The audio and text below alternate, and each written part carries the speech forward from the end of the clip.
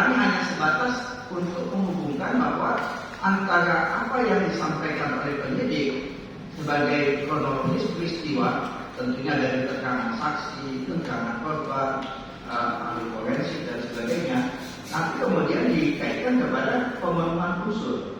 Jadi apa yang juga saya berikan hanyalah terbatas kepada apa yang dimintakan kepada saya.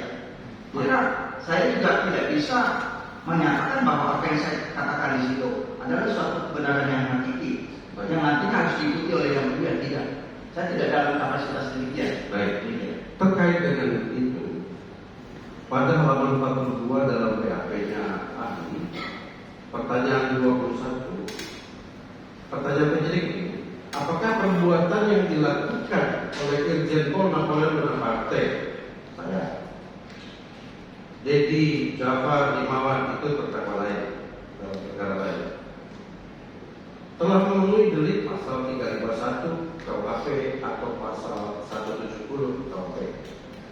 Di situ ahli menjawab, menurut pendapat saya, ahli, sesuai uraian pada poin 16, perbuatan Irjen Pol Napoleon Bonaparte dan kawan-kawan dapat diduga memenuhi unsur delik pasal 351 atau pasal 170.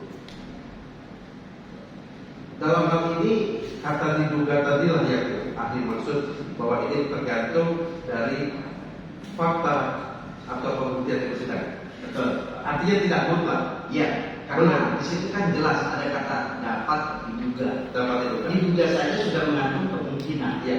Dapat juga mengandung kemungkinan. Baik. Maka itu sebabnya saya pun selalu berhati-hati untuk tidak menyatakan kebersalahan seseorang hanya berdasarkan informasi yang disampaikan kepada saya. Maka di bagian penutup yang saya katakan tadi, apabila di dalam pembuktian di persidangan yang terbukti sebaliknya, maka keterangan saya menjadi tidak berlaku. Dan itu kembali kepada keyakinan hakim untuk menimbang. Baik.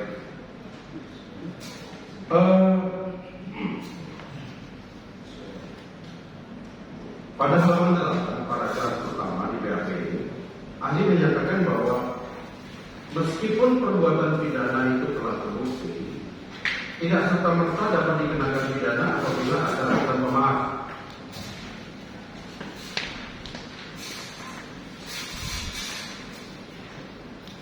Alasan pemaaf ini, apakah itu yang termasuk dikategorikan sebagai hal yang menghapuskan pidana sebagaimana dimaksud dengan pasal 49? Ya, melalui yang mulia majelis hakim, kalau kita perhatikan di bab 3 buku pertama KUHP, tadi sudah saya singgung di situ sebagai alasan-alasan yang menghapuskan, mengurangi atau memperberat pidana. Ya, di situ kita dapat lihat pasal 44 ya, dalam hal pelaku mengalami gangguan jiwa, sementara pasal 45 sampai 47 sudah dihapus sesuai dengan Undang-Undang Nomor 3 Tahun 97 dulu, Undang-Undang tentang Pengadilan Anak. Lalu ada lagi pasal 48, pasal 49 ya. Nah, ketika tadi Bapak menanyakan kepada saya dalam konteks pasal 49, kalau itu merupakan perbuatan untuk bela paksa, ini bisa dikategorikan sebagai alasan peniadaan pidana juga. Nah, tetapi pasal 49 ini menyebutkan bagaimana kategori perbuatan yang dapat disebut sebagai pembelaan terpaksa itu, yaitu jika itu ditujukan untuk diri sendiri atau orang lain, korban asusila atau harta benda, di mana ada suatu serangan atau ancaman serangan yang tertuju pada dirinya yang sifatnya melawan hukum.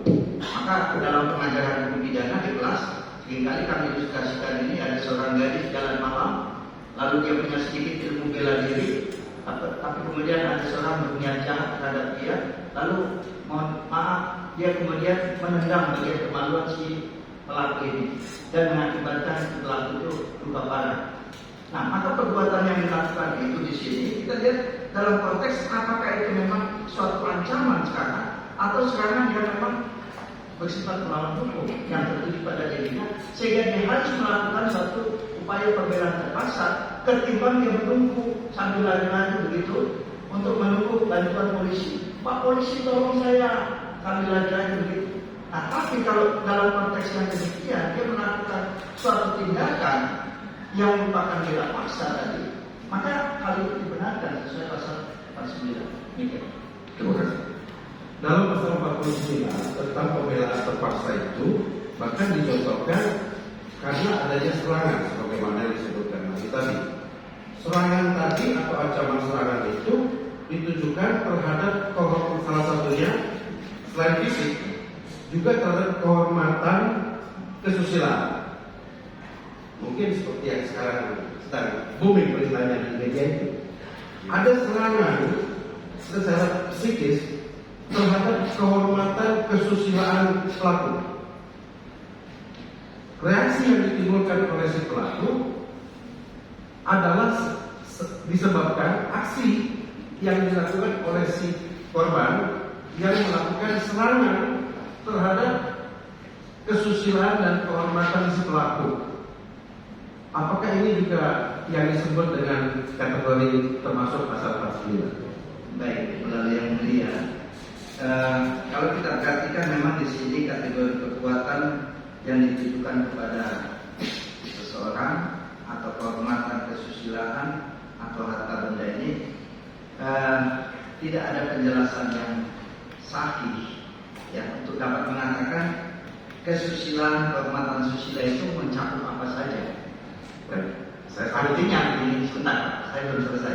Jadi kehormatan susila yang dimaksud di sini, kalau kita hanya melihat kepada sejarah pembentukan pasal 49 ini, itu lebih ditujukan kepada kesusilaan dalam pengertian gender, artinya untuk kehormatan seorang perempuan.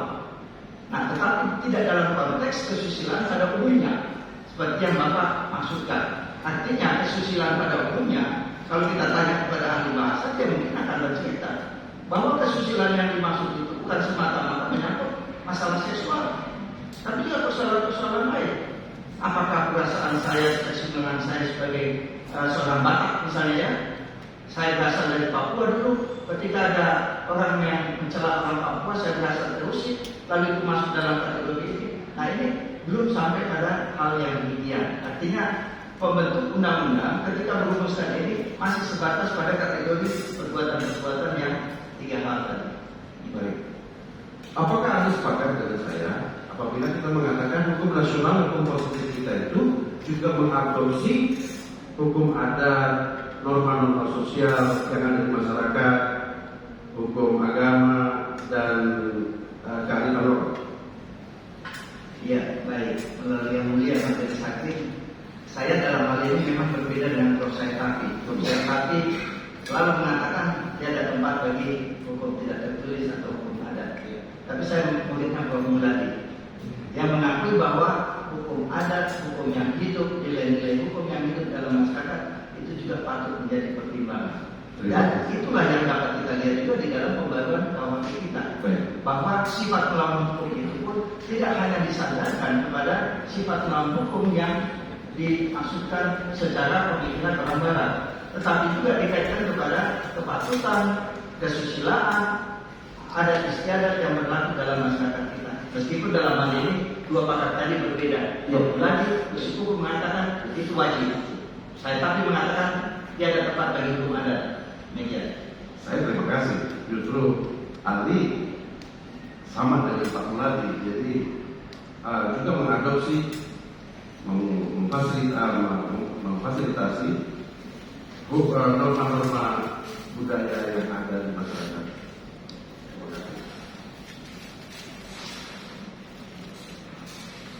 Bicara soal kehormatan tadi yang mengadopsi budaya kultur di Indonesia, apakah kehormatan akidah agama merupakan salah satu kehormatan kesusilaan? Apakah merupakan salah satu kehormatan kesusilaan? Baik. Contoh tadi begini. Tadi Pak Ahli menyampaikan orang Batak ini karena ini kan hukum pidana. Jadi kalau ditanya mengenai kaitannya dengan apakah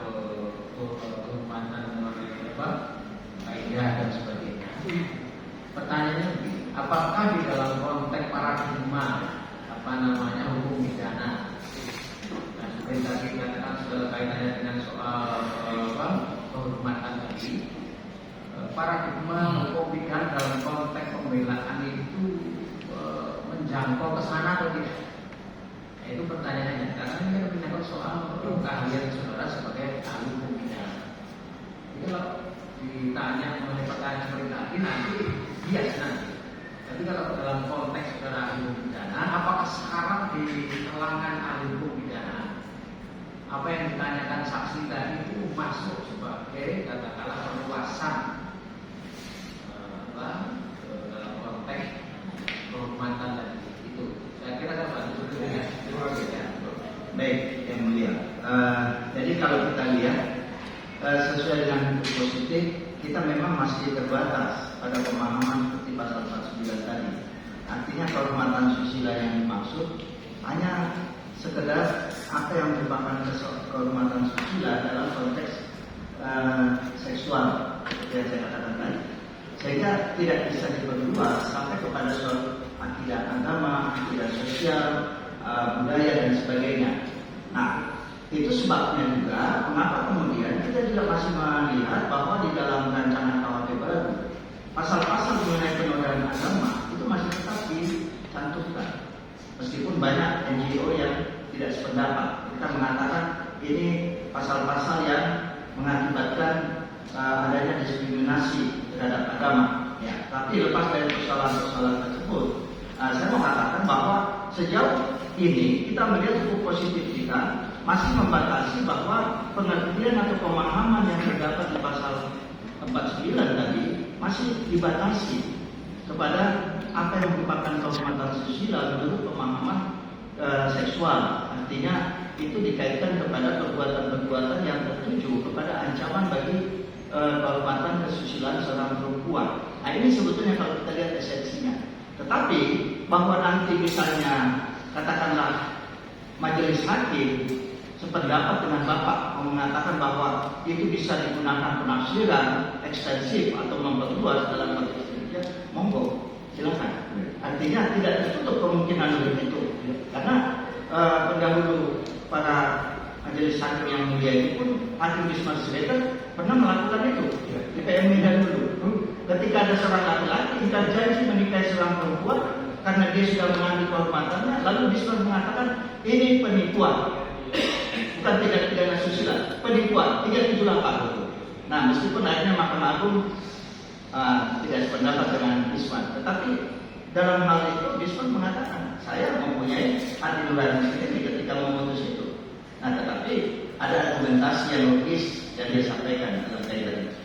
Mungkin bisa juga saya tambahkan, ada juga jurisprudensi lain bahwa perbuatan seorang suami yang membunuh dua orang, seorang laki-laki yang didapati sedang bersetubuh dengan istrinya, itu juga dikenakan novel excess ini pasal 49 sebagai alasan pemaaf yang meniadakan pidananya karena dalam kondisi overma, karena terusik di serangan, bukan hanya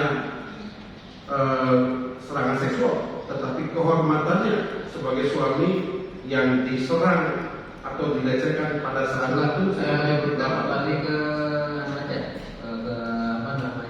terkait dengan dakwaan aja. Baik.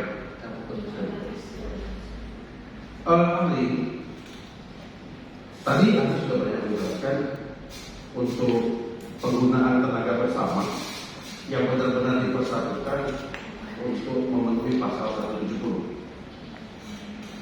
Bahkan dalam PAP ini, ahli menyebutkan contohnya apabila lebih dari satu orang tersebut menggunakan tenaga bersama dengan misalnya satu memegangi, yang satu memukuli.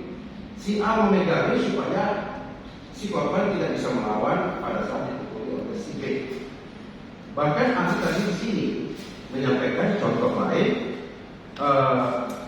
yang di belakang itu, si A hanya menunjukkan pisau, si B melakukan pemukulan kepada korban.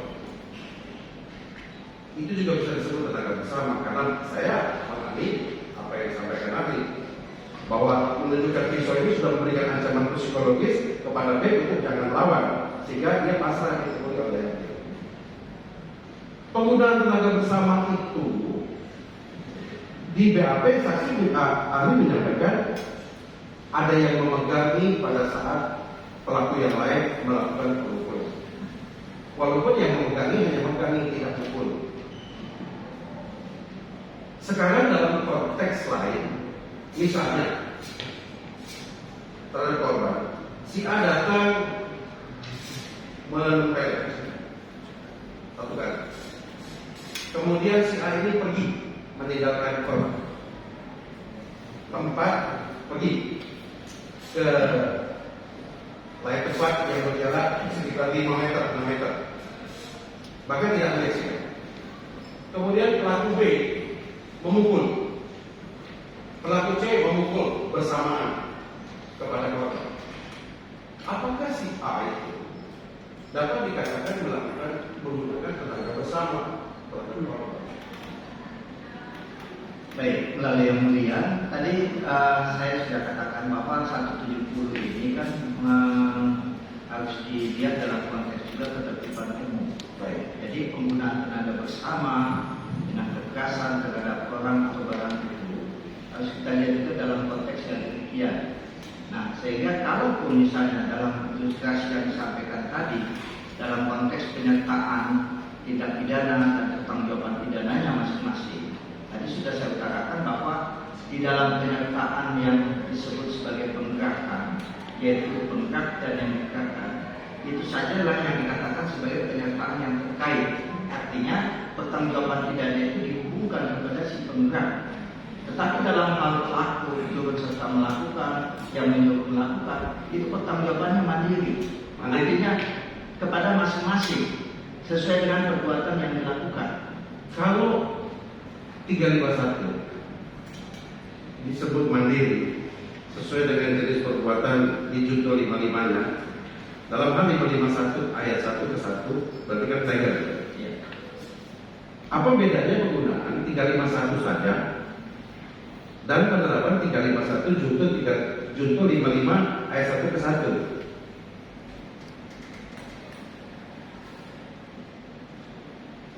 Apakah hanya karena yang melakukan penganiayaan itu lebih dari satu orang, makanya disebutkan didakwakan ke 351 junto 55 ayat 1 ke 1? Baik, melalui yang mulia, kita lihat di sini kembali lagi kepada hakikat dari penyertaan tindak pidana itu. Ketika tindak pidana itu dilakukan lebih dari satu orang, maka disinilah sudah terjadi adanya suatu penyertaan tindak pidana del-naming. Nah, tetapi di dalam kategori yang ada di dalam del-naming ini tentunya harus jelas dulu bagaimana kedudukan masing-masing. Nah, karena di dalam dogmatika tentang penyertaan tindak pidana ini kita harus yakin lebih dahulu bagaimana kedudukan masing-masing itu untuk kemudian sampai kepada persoalan yang kedua, bagaimana pertanggungjawaban pidana. Sehingga dengan demikian hakim bisa memiliki pertimbangan untuk melihat bahwa terhadap yang satu ini dapat dikatakan sebagai pelaku, ini sebagai yang turut serta, ini yang menggerakkan, ini yang digerakkan. Baik. Di dalam berkas ini juga ahli menyampaikan bahwa untuk penganiayaan itu tidak ada penjelasan dalam KUHP. Kemudian padahal di dalam 351 ayat 4 ada penjelasan penganiayaan disamakan dengan merusak kesehatan. Untuk merusak kesehatan ini kan menurut saya itu sangat tergantung dari hasil visum et repertum. Apakah ahli sepakat dengan saya? Ya, melalui yang mulia tentunya pemahaman mengenai apakah merusak kesehatan yang dimaksud itu adalah sebagaimana yang sudah dituangkan dalam visum et repertum. Ya, artinya yang dituangkan oleh ahli di dalam memberikan visum tersebut memang betul-betul sudah memasuki atau termasuk dalam kategori dari apa yang dimaksudkan sebagai penganiayaan itu. Artinya dalam penganiayaan pasal 351 Hanya dikatakan penganiayaan sendiri artinya adalah merusak dengan sengaja merusak kesehatan. Dampaknya apabila luka berat di 351 ayat 2. Ayat 3-nya mati. Kalau tidak berat, sebagaimana pasal 90 luka berat. Ini kategorinya dalam KUHP, apakah ada mengatur kategori luka lain selain pasal 90?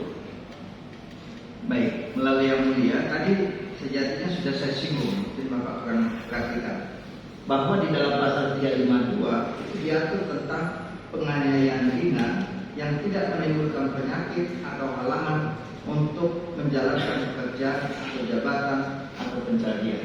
Baik, Jadi artinya di situ sejauh memenuhi kategori perbuatan yang dimaksudkan di 352 ayat 1, yaitu tidak mengganggu penyakit, tidak menimbulkan penyakit atau tidak menghalangi korban itu untuk menjalankan pekerjaannya atau mata pencariannya, maka itu sudah masuk dalam kapasitas kategori 352 ayat 1, yaitu penganiayaan ini.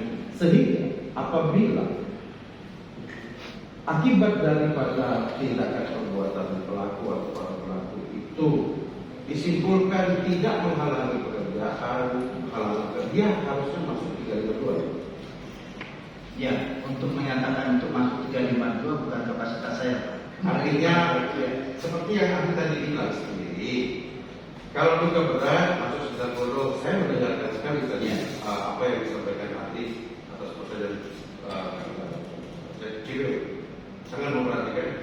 Justru saya ingin mendekatkan kembali bahwa selain kategori luka berat sebagaimana diatur pasal 90 KUHP, itu kan tidak diatur jenis luka lain di dalam KUHP kecuali pasal 352 yang menyatakan apabila tidak menimbulkan gangguan pekerjaan atau pencarian maka dia masuk dalam kategori ringan.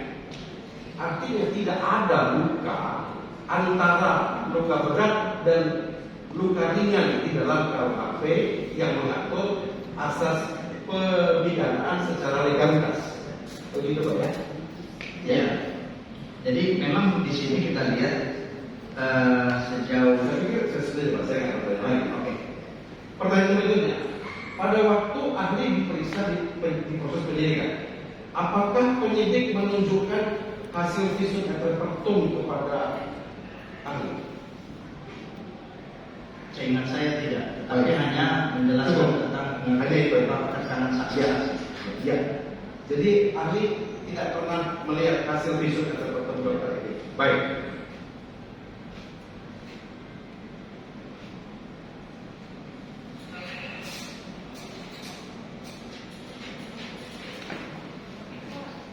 Sementara itu dulu mungkin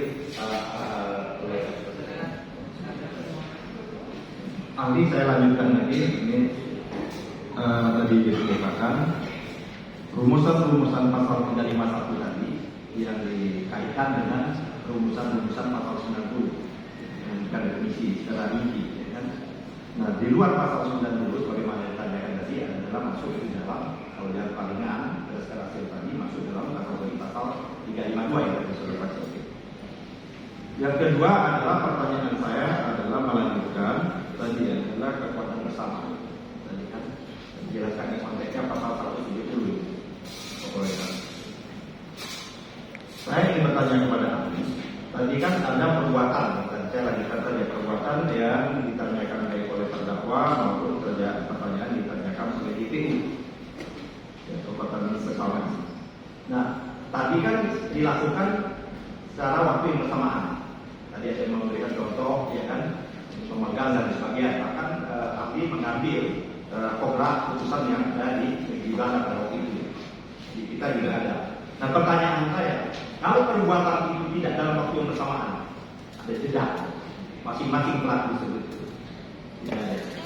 pergantian seperti itu. Tidak ada kekuatan bersama, tapi dia masing-masing seperti itu. Apakah itu juga dapat dikualifikasikan menurut pandangan ahli dikategorikan yang kekuatan bersama tadi? Dan dia ada jeda waktu. Baik, kalau kita perhatikan melalui yang mulia, di sini kembali lagi kepada soal gabungan tindak pidana atau perbuatan tindak pidana. Yang ini kan, ya, penyetaan yang Apakah itu masuk dalam konkursus realis atau progresor family, perbuatan berlanjut. Nah, sehingga dengan demikian kaitan antara perbuatan yang satu dengan yang lain itu pun harus kita lihat secara kausalitas tadi. Apakah tenggang waktu antara yang satu dengan yang lain itu bisa dikategorikan sebagai konkursus idealis ataukah konkursus realis atau pada perbuatan berlanjut progresor family. Nah, untuk kemudian menyimpulkan bahwa nantinya perbuatan yang satu dengan yang lain itu memang punya kaitan sedemikian rupa untuk dikatakan sebagai perbuatan tidak pidana. Demikian. Nah, yang kedua, tadi ada yang tadi sudah ditanyakan, ya kan, apa namanya, oleh terdakwa. Ada waktu pertama, ya kan, tadi dia berpendek atau apa namanya, atau membolehkan atau apapun. Setelah itu dia pergi, ya kan, pergi terjadi. Pada waktu terjadi peristiwa itu, si pelaku pertama ini menghentikan perbuatan tersebut. Apakah bisa dikategorikan juga ada kekuatan bersama? Padahal si pelaku ini, apa namanya, menserianya dan menyetok seperti itu, untuk supaya tidak ada keterkaitan antara pelaku dengan pelaku yang lain. Gimana pandangan? Ya, baik. Melalui yang mulia, tadi sejatinya kita sudah jelaskan dalam konteks penyertaan tindak pidana bagi masing-masing yang di dalam terjadinya suatu penyertaan tindak pidana. Dan sudah saya jelaskan juga bahwa kepada penyertaan yang merupakan penugasan sajalah yang pertanggungjawaban pidananya itu terkait kepada si pelaku utama. Sementara dalam konteks melakukan pelaku, ya, dan yang turut serta juga yang menyuruh melakukan itu merupakan pertanggungjawaban mandiri. Artinya pertanggungjawaban itu dikembalikan kepada masing-masing, mandiri lagi, ya, Tergantung kualitas dari apa yang dilakukan. Betul. Makanya ada yang melakukan, turut melakukan, ada yang memberikan perbantuan kan tadi namanya kan ya. Misalkan motif ya, motif untuk melakukan kejahatan. Motif itu kan dari saudara saksi juga Pak ahli itu mengatakan bisa dari awal, dan kalau terjadi adalah akibat reaksi seperti itu apa bisa dikatakan sebagai motif. Saya berdialog dengan ahli, di dalam dialog ini pada waktu tertentu ahli menyinggung perasaan saya dan saya melakukan penganiayaan itu. Apakah itu juga dianggap motif reaksi yang seperti itu?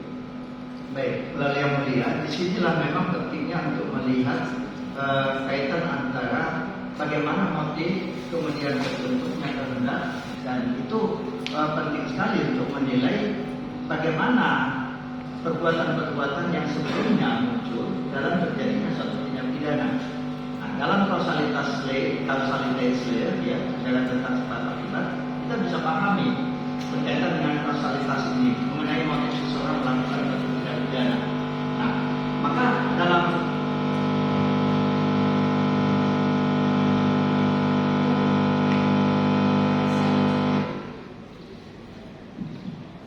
ya, saya lanjutkan. Dalam menilai motif tersebut, sekalipun motif itu tidak selalu menjadi bahan pertimbangan bagi hakim untuk memutus suatu perkara, tetapi dari motif itulah setidak-tidaknya dapat dipahami tentang mengapa suatu tindak pidana itu terjadi. Jadi artinya seperti yang diistilahkan tadi, ketersinggungan seseorang pun atas ucapan orang lain itu bisa menjadi motif untuk melakukan suatu perbuatan terhadap si orang tadi. Sehingga dengan demikian dia menyinggung perasaan, lalu akhirnya yang mengakibatkan dia dipukul oleh si pelaku. Nah, jadi sekalipun motif tersebut katakanlah tidak terlalu dipentingkan dalam putusan hakim, tetapi setidaknya bisa menjadi bahan pertimbangan untuk sampai kepada suatu pemahaman mengenai bagaimanakah sebetulnya kualitas dari kesengajaan yang dimiliki oleh si pelaku dalam melakukan tindak pidana. Yang ingin saya tangkap teori hukum pidana itu prinsip kausalitas itu menjadi sangat penting. Sebab akibat. Ya, melalui yang mulia memang kita melihat bahwa sebab akibat itu tidak selalu menjadi pertimbangan utama. Artinya itu hanya menjadi bahan bagi hakim untuk menilai